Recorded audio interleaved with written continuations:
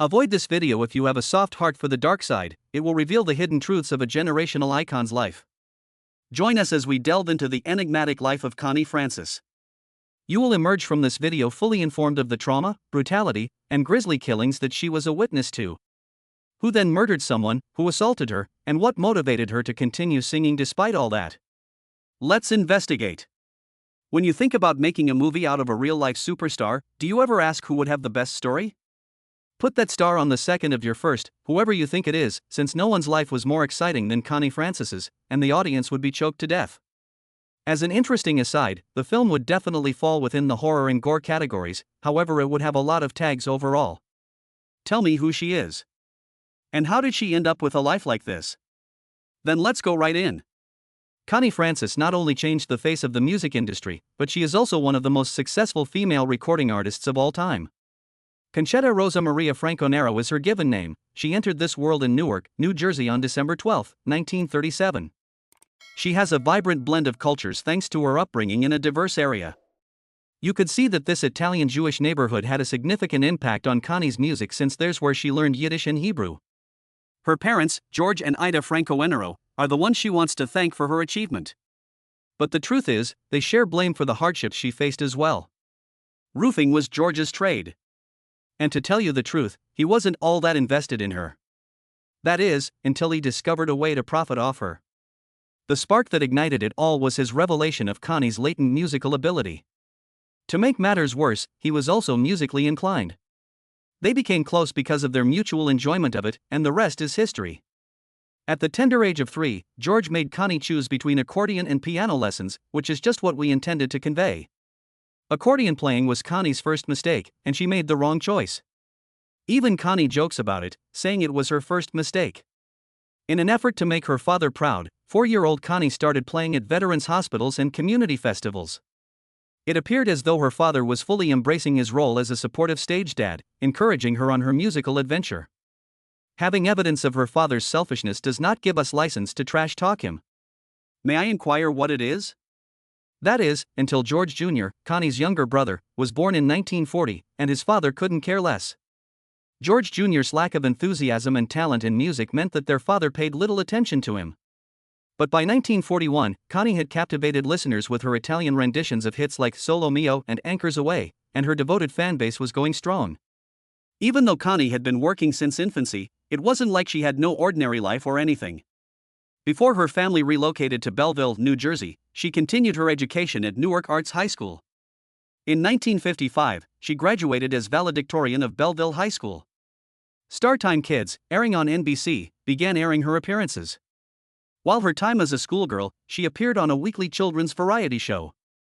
The show's host, George Scheck, would go on to manage her. Despite the fact that Connie's accordion skills initially got her cast role, Scheck eventually told her to stop playing the instrument. Her reaction, in your opinion, was what? Did it break her heart? Was she furious or was she upset about it?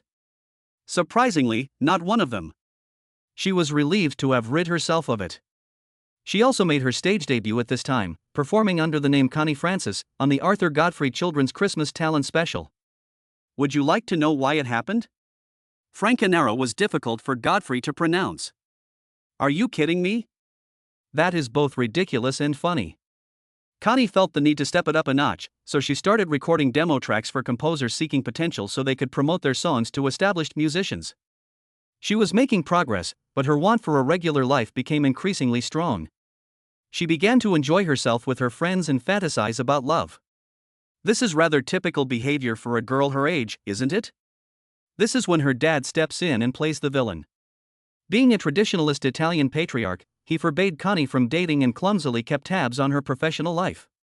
No matter how much he encouraged her to put her profession first, they were never able to land a record deal. MGM Records signed Connie in 1955 after she had been rejected by other businesses. A combination of her good fortune and a song she had recorded named Freddie, which one of the execs at MGM adored, led to this eventuality. Freddie was the name of his son. This was the beginning of Connie's recording career. From this point on, she would become an international star known for her incredible voice and tracks recorded in other languages. The bond she built with veterans during her performances for troops in Vietnam and her ardent support of veterans' causes made her very special to the elderly. What a fantastic idea! What made you assume it would remain this way indefinitely, though? No worries if that was you. You have no idea how completely incorrect you are. Even though she was only 18 years old, Connie had already broken into the entertainment industry. She was under the supervision of a management who was also helping Bobby Darin, a promising musician and songwriter. He may not be performing well right now, but his brilliance was undeniable. He once offered Connie a song, but she rejected it. Thus, they both began in a bizarre circumstance and began to quarrel periodically. Guess what? You got it correctly. They began to care for each other after spending time together, making it an ideal antagonist to lover narrative. They were blissfully unaware when they fell in love. There was no hitch and everything was running well. However, the father entered at that point. Out of the blue, George, who was notoriously dictatorial and rigid, strongly disapproved of their affair. To prevent Bobby from seeing his daughter, the insane man even threatened him with a pistol. What could a group of adolescents do when they wished to rebel against him? Connie felt pressured by her father to reject Bobby, despite their genuine love for each other. It remains her greatest life regret, she says even now. A gloomy slum was where she ended up. Meanwhile, she was still under contract with MGM Records, but her hit-making efforts were fruitless. The involvement of a mafia brought her into yet another scandal. Connie was visibly distressed. After all, MGM could terminate her at any moment. Despite their lack of harassment, they picked up on her desperation. Thus, they viewed this as a chance for growth. George saw through this shady agreement since he knew it would lead to problems down the road and that they wouldn't have any say over it. They offered her tunes to be hit once they put them in juice boxes. Although that was a thoughtful move, Daddy failed to anticipate the current issue. So, MGM intended to cancel her contract following multiple failed releases, but once again, fate intervened. Her father insisted that she record a 1923 standard named Who's Sorry Now just before her last session and release. Connie grudgingly consented to record it after being pressured by her father, even though both she and MGM thought it was dumb. In order for him to be content. The results were in, and the reaction was terrible, as predicted. This all changed in November 1957 when American Bandstand host Dick Clark found the track on his desk. It was on January 1, 1958, when he played it, that the country first heard of Connie Francis. Connie shot to fame after the song became an instant hit, selling over 1 million copies in just 5 weeks. Her immediate appearance on American Bandstand led to a bond with Dick Clark, whom she still considers a longtime friend and acknowledges as the catalyst for her success. Everything seemed great at first glance, but Connie couldn't stabilize her newfound stardom without a follow-up smash. She was unimpressed by the tracks that composers Howard Greenfield and Neil Sedaka started pitching her. The outcomes of their collaboration were unexpectedly decent, nevertheless, because they disregarded her initial resistance to their effort. It seemed as though these fresh issues were here to stay. The fact that Francis had to battle for the 1958 release of the song Stupid Cupid added another layer of complexity. The producers were the ones who disliked the music this time around. Yet Connie preferred to keep it that way. Even though they gave it their all, the record label ultimately gave up. You won't believe it. It became an enormous success, proving that her gut was correct. She showed no signs of relinquishing her reputation anytime soon. In 1959, she had an unprecedented double-sided smash with Frankie and Lipstick on Your Collar. In the same year that she published legendary favorites like Among My Souvenirs and My Happiness, she also earned 2 gold records for her exceptionally good songs. Another event that altered the course of Connie's life occurred in the year 1959. You want to know, right? We shall get to that in a bit. How far our girl went is something we need to find out right now. Now that she was ready to branch out, Connie joined George Hamilton in the 1960 picture Where the Boys Are, where she co-starred and contributed to the beloved title song. She was caught unawares by the fact that this was her formal Hollywood debut. Her admirers wished she'd do more acting in Hollywood, but she was unsure of herself as an actress. She kept her feelings to herself. But she caved and starred in 3 more films, Follow the Boys, 1963, and Looking for Love, 1964, after witnessing how devoted her fans were. It wasn't like her acting career took off suddenly. As she maintained her reign as music queen in the early 1960s, penning singles like Everybody's Somebody's Fool, she calmed her listeners' fears. At the 1961 Academy Awards, she recalled performing Never on Sunday, which was her first ever #1 hit, as the pinnacle of her career. She kept in close contact with her admirers throughout her life, and this unexpectedly paid off for her. Her devoted fan base helped her become a staple on American Bandstand and earn her 4 straight Best Female Vocalist awards. Do you recall that we mentioned an event that occurred in 1959 and significantly affected Connie's life? It was actually subsequent to her meeting the amazing actor Bob Parkinson. And chemistry blossomed between them in no time. They first crossed paths in the 50s and ultimately tied the knot in 1959 in Sin City. They quickly discovered they were living dramatically different lives and had vastly different aspirations, despite the fact that they were enjoying themselves immensely while they were together. They chose to split after only 3 years of marriage because their career goals became too much to handle. Following her divorce from Bob, she devoted herself fully to her job. It was only after she had achieved her present level of accomplishment that she encountered someone else. Her 25th birthday was in 1963. She crossed paths with Dick Canlis, a public relations agent for hotels and an entertainment manager in Sin City. He also met Connie in this way, and they were married unexpectedly soon after. That was the issue. Married without laying the groundwork, they didn't know each other very well. Well, it seems like their union wasn't very long-lived. They chose to stop things because they were from completely different worlds and couldn't fathom adjusting to each other's way of life, which led to their divorce. The third time's the charm, as the saying goes. Perhaps it hit home for Connie in 1970, when she was primed to fall in love once more. On this occasion, she developed romantic feelings for someone who had been tending to her hair. The hairstylist Izzy Marion was her acquaintance. And 32 years old was Connie's age when this happened. She wanted to settle down with Izzy despite her rising profession, and she was incredibly devoted to him. She was so enamored with him that she temporarily set aside her music career to focus on taking care of Izzy's children from a previous marriage. Their second divorce, after only 10 months of marriage, was due to personality clashes and the fact that she didn't fit in with their family, thus it all appeared for naught. Connie had decided that this was the final time she would ever open her heart to another person. She decided to put her whole fortune on a businessman this time. She was 34 years old when she met Joseph Garzillo in 1973. And to my surprise, things were moving along really nicely. They were comfortable with one another's private lives, enjoyed each other's company, and had a good time together.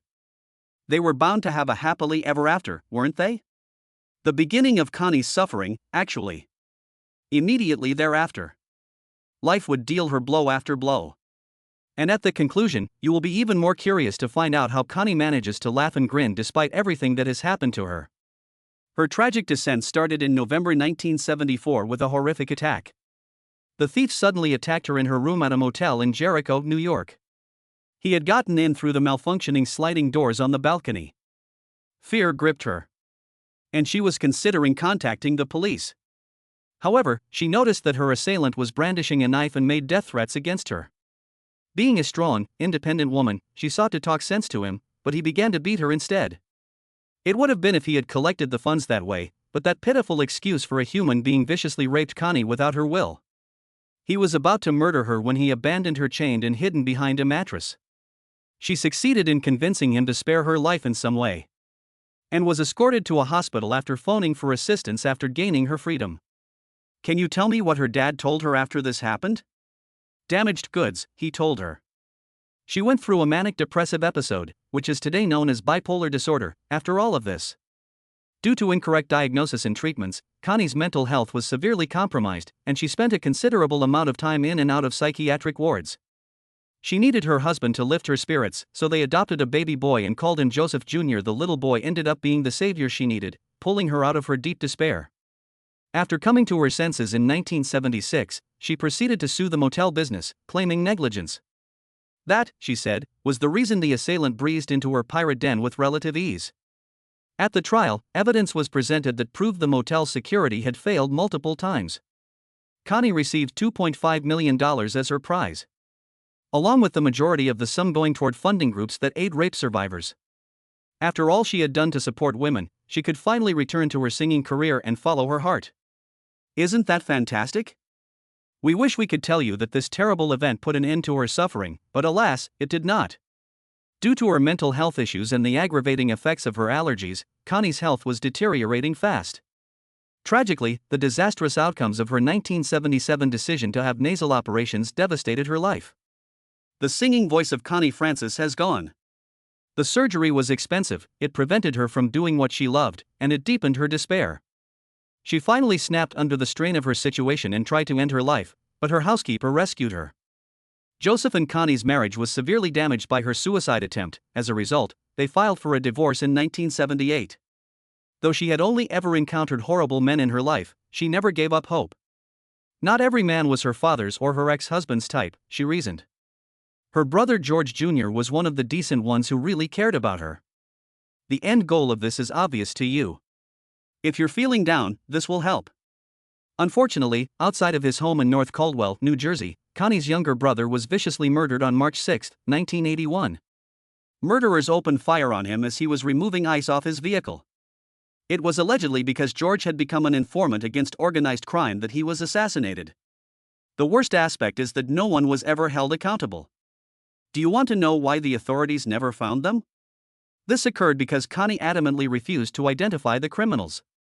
According to her, she was terrified for her life. Connie went on to express her sorrow over this loss on The Larry King Show.